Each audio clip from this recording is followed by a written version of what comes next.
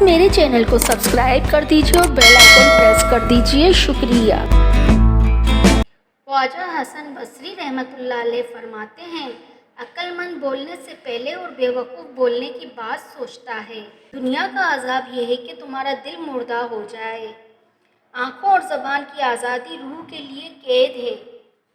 जो शख्स तुमसे दूसरों की अयूब बयान करता है वो यकीनन दूसरों के सामने तुम्हारी बुराई भी करता है। जिसके अंदर निफाक नहीं वो दुनिया की किसी शे को अपने दिल में जगह नहीं देता। सब्र दो तरह का होता है, एक सब्र को जब मसाइब और बला के अंदर किया जाए, दूसरा सब्र इन चीज़ों से है जिनसे हमें बाज रहने का हुक्म अल्लाह ताला की तरफ से मिला। इनसे इताअत हुक्म करते हुए रुकना और ख्वाहिशात के खिलाफ सब्र करना। जो बदबख्तों में रहेगा नेकियों की जमात से और इनके पेशवाओं से बदगुमान हो जाएगा।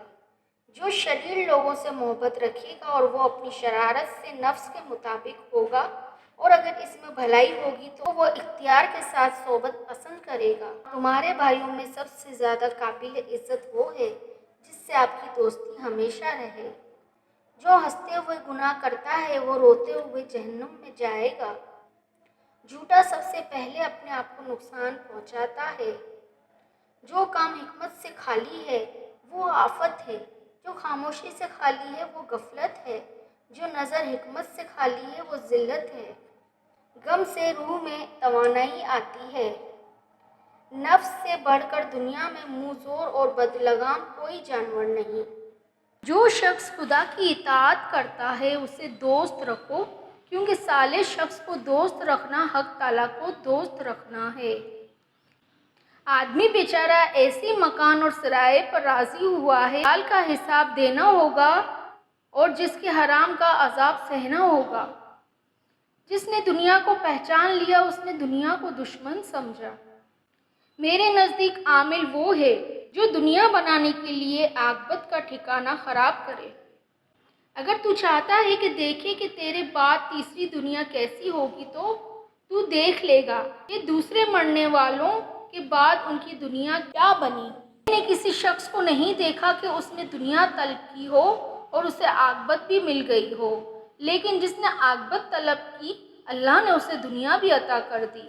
अगर देखो कि ज़ाहिद या आलम दुनियादार अमीरों से अपनी तारीफ सुनकर खुश हुआ है तो जान लो कि बड़ा ही रियाकार है। जो शख्स दुनिया में रहकर दुनिया की मोहब्बत से बचा रहा उसने अपने आप को फ़ायदा पहुंचाया और दूसरों को भी। जो तवक्को तुम दूसरों से रखते हो पहले खुद उसकी तकमील करो।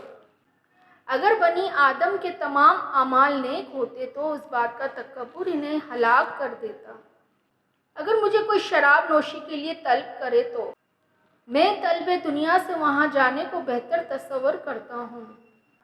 गीबत का कफ़ारा इस्तग़फ़ार करना और जिसकी गीबत की हो उससे माफ़ी चाहना है। मोमिन का काम आहिस्तगी में इबादत और तन्हाई में दुआ है।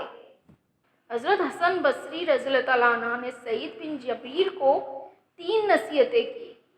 नंबर 1, सोहबत सुल्तान से इज्तिनाब करो। नंबर 2, औरत के साथ तन्हा ना रहो, ख्वाह वो हसन बसरी ही क्यों ना हो।